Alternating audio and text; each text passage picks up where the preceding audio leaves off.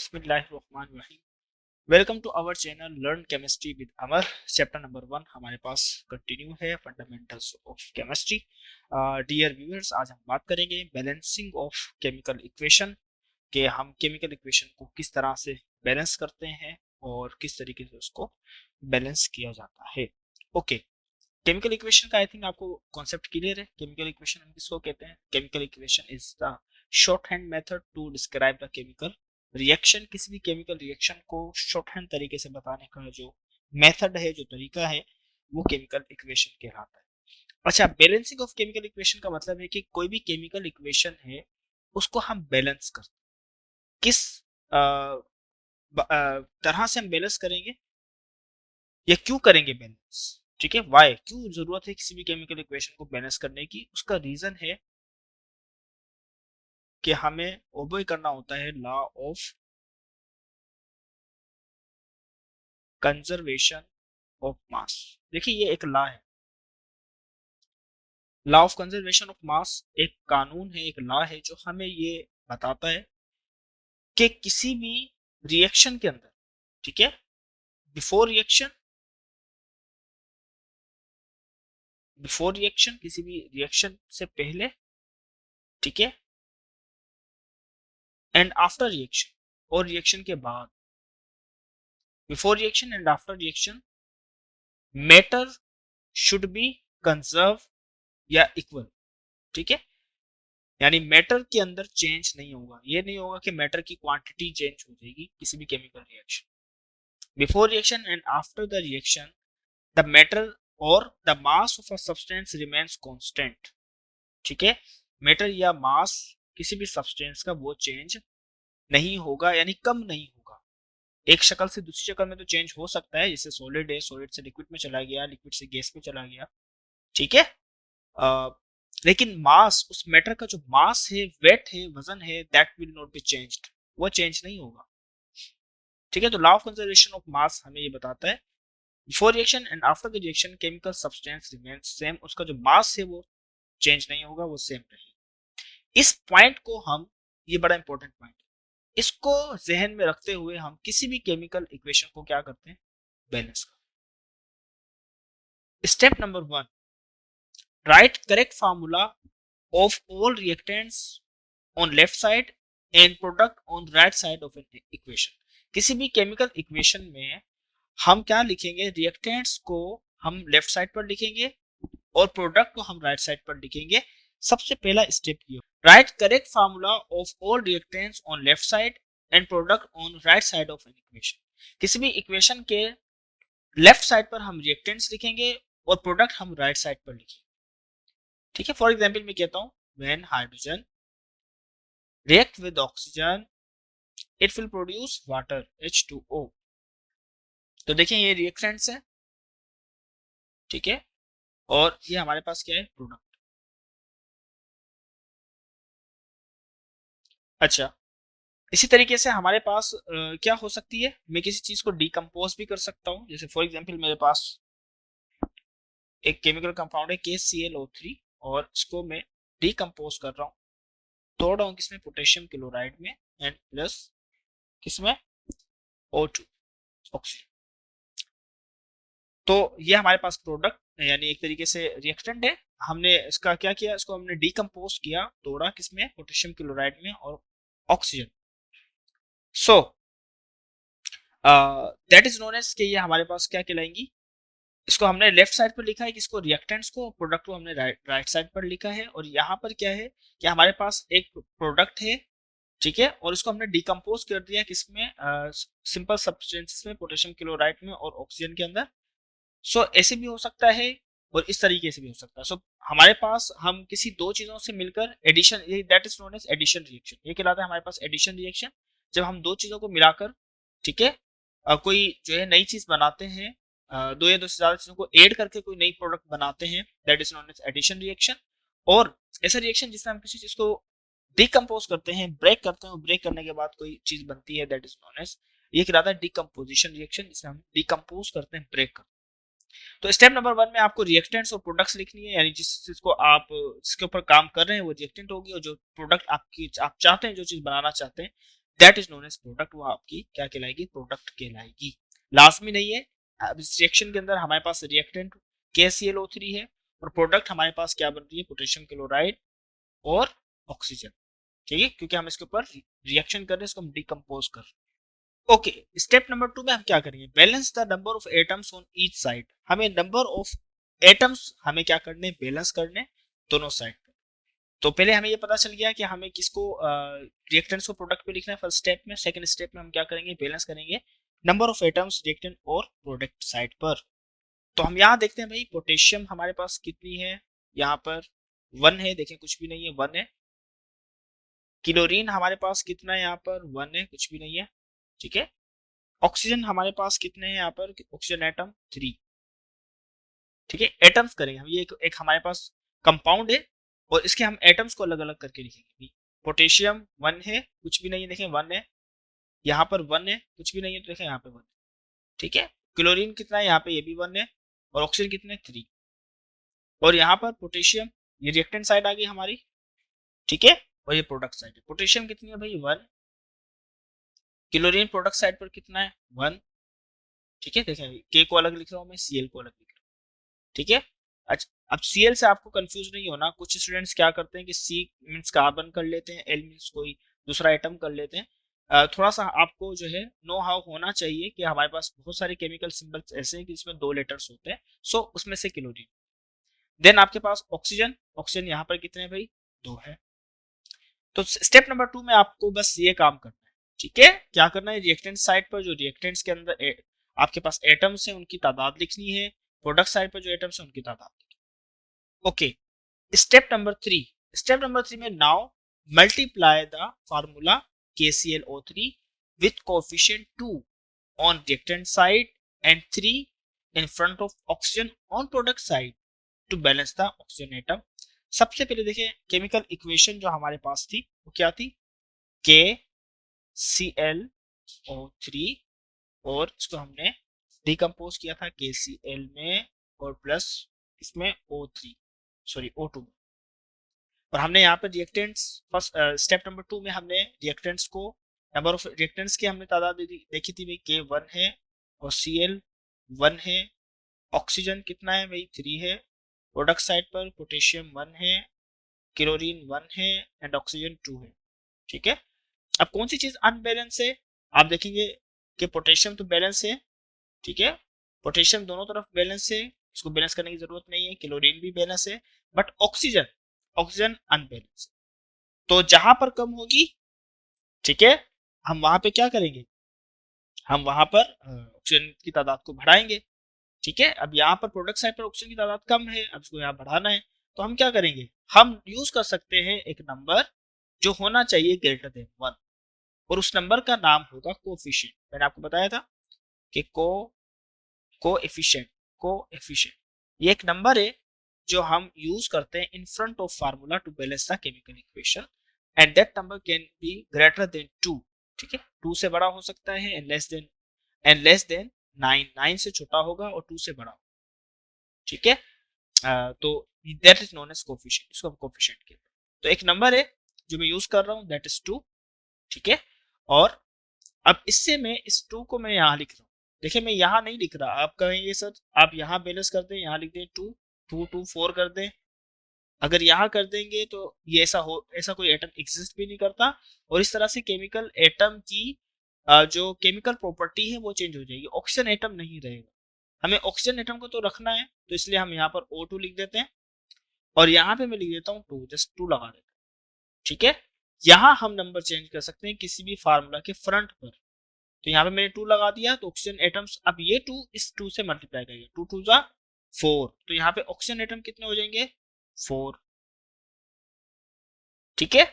अब यहाँ पे देखते हैं, अब यहाँ पे 3 हो गए, अब भाई यहाँ अनबैलेंस हो गए, अब हम इसको किस तरह से बैलेंस करेंगे, तो मैं यहाँ पर तो 2 नहीं लगाऊंगा, दरमियान में नहीं लगा सकते, आपको समझाया था कि इस तरह से केमिकल एलिमेंट की जो फार्मूला है वो चेंज हो जाएगा, फार्मूला तो हमें चेंज नहीं करना, ना मैं यहाँ लगा सकता हूँ, ठीक है, और ना मैं जो है और किसी दूसरी जगह, ना लास्ट में लगा सकता हूँ, फ्रंट पे लगा सकता हूँ, तो मैं फ्रंट पे 2 लगाता हूँ, ठीक है। बल्कि हम क्या करते हैं कि हाँ जी, हाँ, हम फ्रंट पे 2 लगाते हैं तो क्या हो जाएगा हमारे पास पोटेशियम 2, ठीक है, पोटेशियम 2, क्लोरीन कितने हो जाएंगे, क्लोरीन भी 2 हो जाएंगे, देखिए 2 1 जा 2, क्लोरीन 2 1 जा 2, क्लोरीन भी 2 हो गए। यानी ये जो कोफिशिएंट है ये इससे भी मल्टीप्लाई करेगा, इससे भी मल्टीप्लाई करेगा और इस नंबर से इस एटम से भी मल्टीप्लाई करेगा। 2 3 जा 6।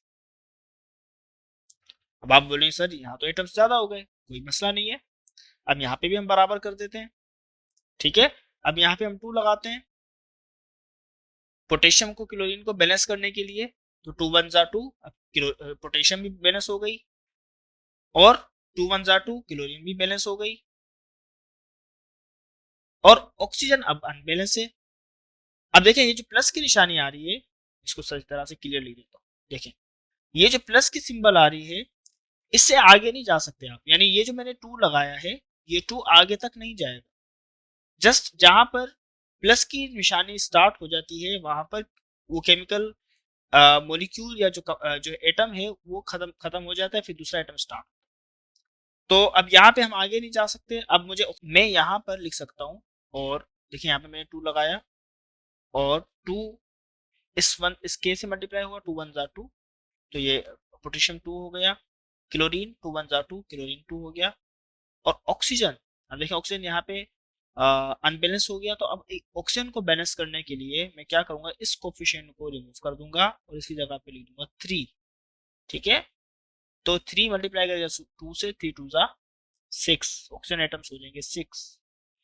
तो आपने देखा कि किस तरीके से हमने रिएक्टेंट साइड को प्रोडक्ट साइड के इक्वल कर दिया बाय एडिंग कोफिशिएंट, ये नंबर लगाकर हमने इसको कर दिया बैलेंस। अच्छा याद रखिएगा ये हमेशा ये जो पॉजिटिव सिंबल है इससे आगे हम लगा इसके बाद लगा सकते हैं, इससे पहले कोई भी कोफिशिएंट नंबर हम नहीं लगा सकते। देखिए कोफिशिएंट कहाँ कहाँ यूज होगा केमिकल इक्वेशन में, ये प्लेस होगी कोफिशिएंट की, ये प्लेस होगी और ये प्लेस होगी फ्रंट ऑफ फार्मूला, ठीक है। स्टेप 4 में अब हम क्या करेंगे, ओके स्टेप 4 में हम लिखेंगे बैलेंस्ड केमिकल इक्वेशन, जो भी केमिकल इक्वेशन हमने बैलेंस की है हम उसको लिख देंगे और हमने किस तरीके से रिएक्टेंट और प्रोडक्ट साइड को दोनों को इक्वल किया। सो बैलेंस केमिकल इक्वेशन क्या होगी हमारी, हमारी ओरिजिनल इक्वेशन थी KClO3 और इसको हमने बैलेंस, ठीक है, प्रोडक्ट साइड पे था KClO3, तो यहाँ पे हमने क्या लगा दिया था, 2 लगा दिया था, सॉरी O2 था यहाँ पर और हमने यहाँ पर 3 लगाकर इसको केमिकल इक्वेशन को बैलेंस कर दिया था और यहाँ पे भी हमने 2 लगाया था और यहाँ पे भी 2। So now chemical equation is balanced. चले अब हम दूसरी एग्जांपल लेते हैं और उससे और अच्छे तरीके से समझने की कोशिश करते हैं। अच्छा मोस्ट कॉमन एग्जांपल आपकी ले लें वाटर बनने की, व्हेन हाइड्रोजन, देखिए ये बहुत पुराने से जमाने से हम पढ़ते हुए आ रहे हैं, आज इसका आपको केमिकल लॉजिक समझा दूंगा मैं कि किस तरीके से हम यहाँ पे क्यों 2 लगा रहे थे, ठीक है। अक्सर स्टूडेंट्स ये पूछ रहे थे कि सर ये 2 हम क्यों यूज कर रहे हैं, सो तो ये इसको हम क्यों लगाते हैं ये हम बात, ठीक है, ये 2 हमने क्यों, तो पहले मैं क्या करता हूँ, ओरिजिनल इक्वेशन ये देखते हैं, रिएक्टेंट साइड कितनी है भाई, रिएक्टेंट साइड पर हाइड्रोजन एटम 2 है, ठीक है, ऑक्सीजन कितने एटम है, रिएक्टेंट साइड पर 2 है और प्रोडक्ट साइड पर हाइड्रोजन एटम कितने हैं 2 एंड ऑक्सीजन एटम कितने हैं 1। ओके तो अब हम देखेंगे भाई किस जो जहां कम होंगे वहां पे नंबर हमें लगाना, ठीक है, किस साइड पर कौन सी चीज कम है भाई, ऑक्सीजन कम है और किस साइड पर प्रोडक्ट साइड। तो अब यहाँ पे तो मैं नहीं लगा सकता डायरेक्टली क्योंकि हम किसी भी केमिकल फार्मूला के बीच में नंबर नहीं लगा सकते, उसके फ्रंट पे लगा सकते, तो मैं यहाँ लगा दूंगा 2, ठीक है, तो 2 लगाऊंगा तो हाइड्रोजन भी ज्यादा हो जाएंगे, 2 2 जा 4, 4 हाइड्रोजन हो गए और ऑक्सीजन कितने 1, तो यहाँ पे 2 1 जा 2, ऑक्सीजन कितने हो जाएंगे 2, क्योंकि ऑक्सीजन एक है तो एक 1 2 जा 2, तो 2 से 1 हम मल्टीप्लाई करें तो 2 ऑक्सीजन। और प्रोडक्ट्स रिएक्टेंट साइड पर अगर हम देखें तो हमारे पास क्या है, हाइड्रोजन एटम अनबैलेंस हो गए, अब इसको बैलेंस करने के लिए हम क्या करेंगे, यहाँ पर 2 लगा, ठीक है, इस जगह, और आप देखेंगे इसको मैं इससे मल्टीप्लाई करूंगा 2 2 जा 4 और यहाँ पे तो कुछ लगाने की जरूरत नहीं है क्योंकि यहाँ पे भी ऑक्सीजन एटम बैलेंस है, यहाँ पे भी ऑक्सीजन एटम बैलेंस है। तो रिएक्टेंट साइड पर और प्रोडक्ट साइड पर रिएक्टेंट और प्रोडक्ट दोनों क्या है, इक्वल है। So that is known as balance chemical equation. इसको हम कहेंगे कि that equation is chemically balanced. ठीक है, चलें अगर अच्छा एक और एग्जांपल हम लेते हैं। फॉर एग्जांपल हम बात करते हैं कौन सी मोस्ट केमिकल कॉमन एग्जांपल है कि हम फॉर एग्जांपल हम बात करते हैं कैल्शियम कार्बोनेट की, जिसका मैं रिएक्शन करवाता हूं किसके साथ, हाइड्रोजन क्लोराइड के साथ, और बनता है हमारे पास कैल्शियम क्लोराइड और plus water and carbon dioxide. Reactant side पर इस प्लस को रिएक्ट विद पढ़ा जाएगा और प्रोडक्ट साइड पर इस प्लस को एंड पढ़ा जाएगा। When calcium carbonate react with hydrogen chloride it will produce calcium chloride and water and carbon dioxide. So अब हमें क्या करना है, देखिए थोड़ी सी बड़ी है केमिकल इक्वेशन, कोई मसला नहीं है, हम वही प्रोसेस करना है जो हम करते हैं। रिएक्टेंट साइड पर हम देखेंगे कि रिएक्टेंट्स कितने, प्रोडक्ट कितने। भाई एक रिएक्टेंट तो ये रहा Ca, ये एक है, कितना है 1, ठीक है। और कार्बन कितने भाई, कार्बन C, देखो ये C, ये ऑक्सीजन के साथ मिला हुआ नहीं है, C सिर्फ कार्बन, C कितने भाई 1। ऑक्सीजन कितने हैं, ऑक्सीजन 3 है, ठीक है। अच्छा अब देखो यहाँ पर एक और एटम है हाइड्रोजन, ये भी यही लिखेंगे, हाइड्रोजन कितने हैं भाई 1, क्लोरीन कितने हैं 1। प्रोडक्ट साइड पर कैल्शियम कितना है 1, क्लोरीन कितने हैं भाई 2, हाइड्रोजन कितने हैं, अच्छा यहाँ पर ऑक्सीजन देखें, हाँ ऑक्सीजन भी ठीक है। अच्छा यहाँ पे हाइड्रोजन कितने हैं भाई, प्रोडक्ट साइड पर हाइड्रोजन 2 है, और बल्कि सीक्वेंस से लगाते हैं, इसको क्या करते हैं हम सीक्वेंस से लगा देते हैं। कैल्शियम आ गया, उसके बाद आ जाएगा कार्बन। कार्बन कितना है भाई यहाँ पर, पूरी प्रोडक्ट साइड पर कार्बन की तादाद कितनी है 1, और उसके बाद ऑक्सीजन, ऑक्सीजन कितने हैं भाई, ऑक्सीजन यहाँ पे 2 और एक 1 3, ऑक्सीजन कितने यहाँ पर 3। उसके बाद हाइड्रोजन, हाइड्रोजन कितने 2 और कहीं भी नहीं है, तो ये हाइड्रोजन हो गए 2, यानी जो भी हमारे पास एटम्स होंगे उनको प्लस कर देंगे। और देन क्लोरीन, क्लोरीन कितने हैं 2 और कहीं भी नहीं है, तो चलें क्लोरीन हो गया 2। अब क्या चीज अनबैलेंस है और कौन सी चीज कम है, जहां पे कम होगी वहां पे हम नंबर का यूज करेंगे। तो अब देखते हैं भाई, कैल्शियम तो बराबर है, कार्बन भी बराबर है, ऑक्सीजन भी बराबर है, और हमारे पास हाइड्रोजन अनबैलेंस है रिएक्टर प्रोडक्ट साइड पर, क्लोरीन अनबैलेंस। अब इनको हमें बैलेंस करना है, जहां पे कम है हम वहां पे बैलेंस करेंगे। तो हम क्या करते हैं, यहाँ पर हम क्या करते हैं, हाइड्रोजन और क्लोरीन के आगे यहाँ पर हम लगा देते हैं 2, ठीक है। जब 2 लगाएंगे तो 2 1 जा 2, हाइड्रोजन बैलेंस हो गया, और फिर क्लोरीन से मल्टीप्लाई करेगा 2 1 जा 2, और क्लोरीन भी बैलेंस हो गया Cl2। So that chemical equation need only 2 in front of hydrogen chloride to balance it. इसको बैलेंस करने के लिए हमें सिर्फ और सिर्फ 2 लगाना है इस पूरी केमिकल इक्वेशन। आप देखें पूरी केमिकल इक्वेशन क्या हो गई, बैलेंस। ओके, ये आपके लिए 5 केमिकल इक्वेशंस हैं जो आपको क्या करनी है, बैलेंस करनी है। प्रैक्टिस करें इसकी, और वीडियो को पॉज करें और फिर इसको सॉल्व करें अपनी नोटबुक में, और फिर इसको प्रैक्टिस करने के बाद देखें कि केमिकल इक्वेशन आपकी बैलेंस आपने किस तरह से की है, गलती हो तो उसको सेट करें। चलिए हम एक एक करके केमिकल इक्वेशंस को सॉल्व करें।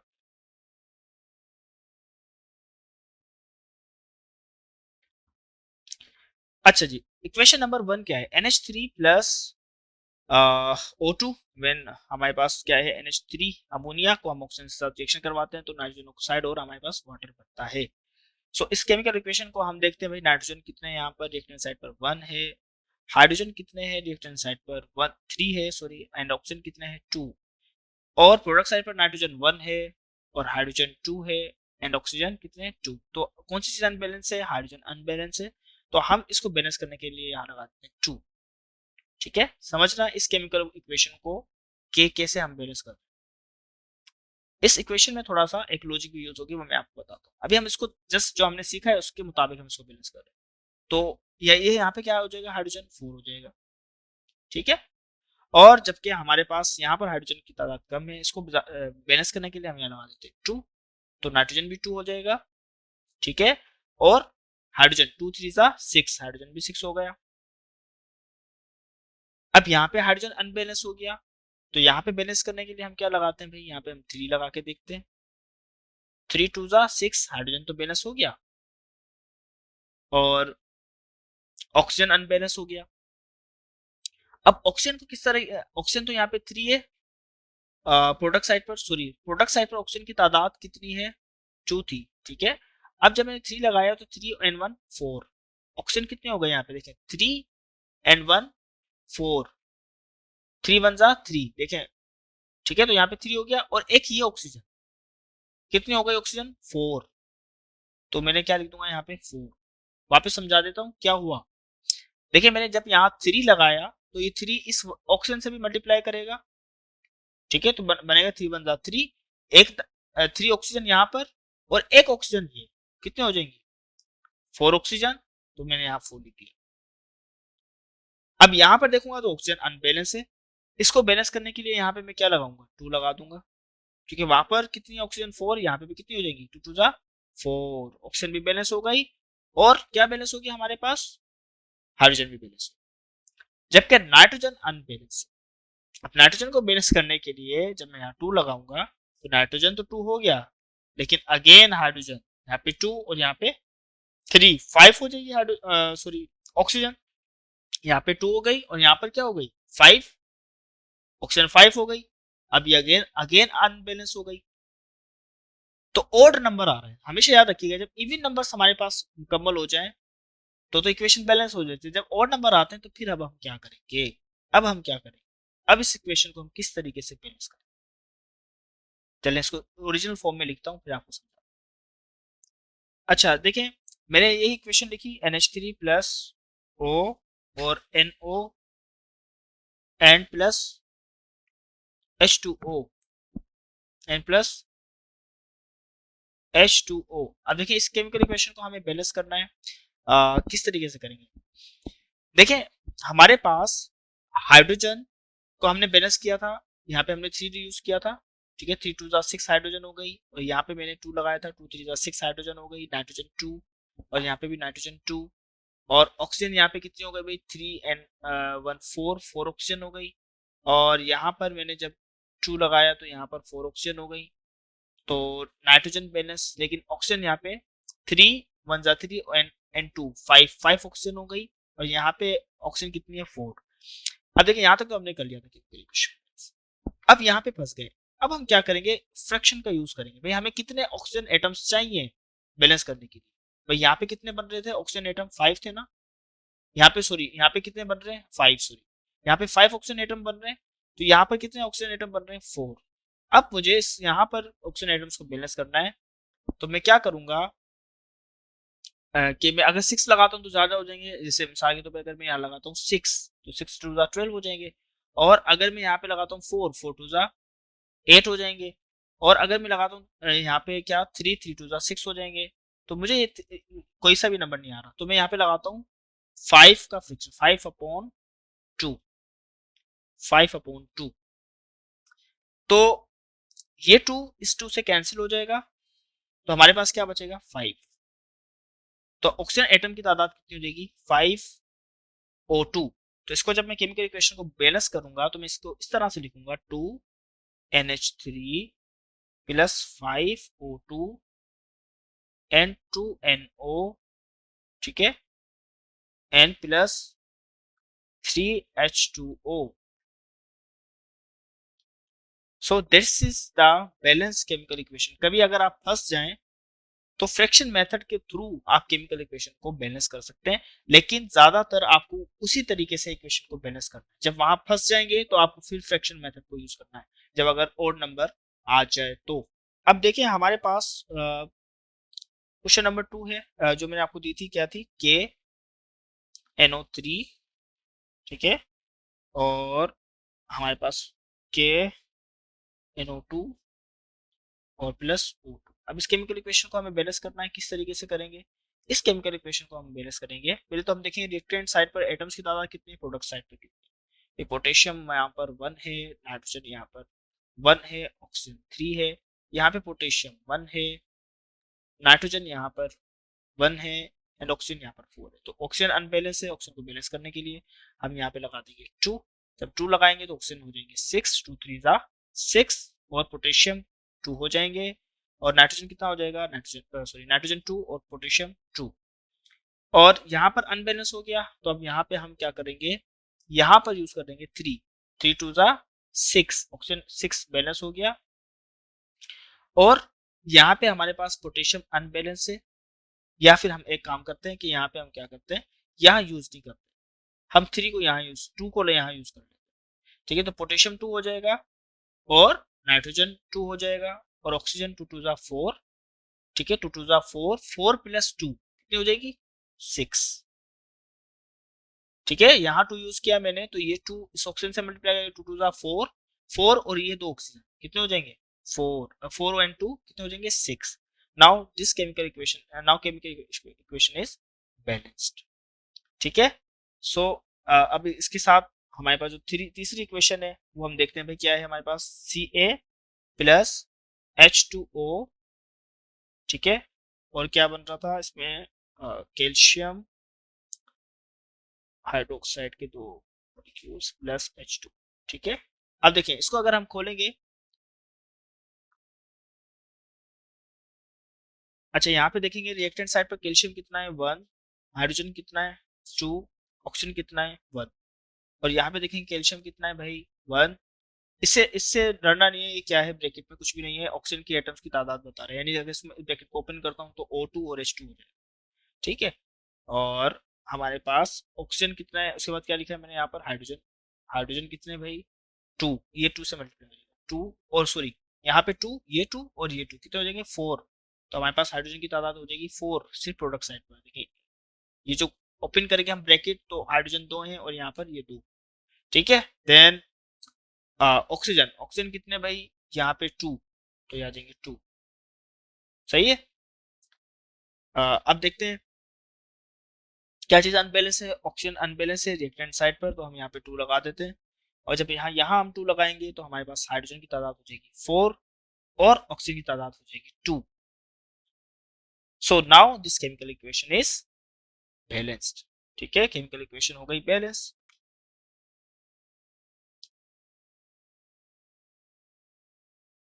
नंबर 4 पे हमारे पास है NaHCO3 और Na2CO3 और plus H2O and plus CO2। अब इस केमिकल इक्वेशन को हम रिएक्टेंट साइड पे देखेंगे, सोडियम 1 है, हाइड्रोजन कितना है भाई हाइड्रोजन 1 है, कार्बन कितना है कार्बन 1 है एंड ऑक्सीजन कितना है ऑक्सीजन 3 है। प्रोडक्ट साइड पर सोडियम कितने 2, हाइड्रोजन कितने 2। ठीक है, और कहीं भी नजर नहीं आ रहे तो जस्ट 2। और देन कार्बन कितने 1 एंड 1 2 और ऑक्सीजन कितने 2 एंड 1 3, 3 एंड 3 कितने हो जाएंगे 6। ऑक्सीजन कितने भाई प्रोडक्ट साइड पर 6, 2 और 1 3 और 3 6। ठीक है, चलें अब कौन सी जगह कौन सा हिस्सा कम है भाई, रिएक्टेंट साइड पे कम है तो यही हम लगा देते हैं। हम जब 2 लगाते हैं तो देखेंगे सोडियम कितने हो गए 2, हाइड्रोजन कितने हो गए 2, कार्बन भी कितने हो जाएंगे 2, ऑक्सीजन कितने हो जाएंगे 6। Now chemical equation is balanced. ठीक है, केमिकल इक्वेशन हो गई बैलेंस। नंबर 5 हमारे पास आखिरी है, कार्बन मोनोऑक्साइड को जब हम ऑक्सीजन के साथ रिएक्शन करवाते हैं तो बनती है कार्बन डाइऑक्साइड। अब इस केमिकल इक्वेशन को हम बैलेंस करेंगे, अनबैलेंस है ना, देखिए कार्बन यहाँ पे 1 है, ऑक्सीजन यहाँ पर 3 है और वहां पर 2 है। ठीक है, इसको लिख भी लेते हैं, कार्बन 1 है ऑक्सीजन 3 है, यहाँ पे कार्बन 1 है ऑक्सीजन 2 है। अब यहाँ पे अनबैलेंस है, यहाँ पे कम है तो यहाँ पे हम 2 लगा देंगे। जब यहाँ 2 लगाएंगे तो कार्बन की तादाद कितनी हो जाएगी 2 एंड ऑक्सीजन कितने हो जाएंगे 4। और यहाँ पर हमारे पास कम हो गए कार्बन भी ऑक्सीजन भी, तो अब हम यहाँ पे क्या करते हैं, कार्बन की तादाद को बैलेंस करने के लिए यहाँ 2 लगाते हैं तो कितने हो जाएंगे कार्बन 2 एंड ऑक्सीजन कितने हैं यहाँ पर 2n2, ठीक है, ये दो और ये दो कितने हो जाएंगे, 4 हो जाएंगे ना। कार्बन के साथ हमने जब लगाया 2, कार्बन मोनोऑक्साइड के साथ 2 लगाया तो इस कार्बन के साथ भी मल्टीप्लाई होगा, इस ऑक्सीजन के साथ। तो यहाँ पे 2 ऑक्सीजन है और 2 यहाँ पे, 2 और 2 4। तो so now this chemical equation is balanced, ठीक है, केमिकल इक्वेशन इज बैलेंस्ड।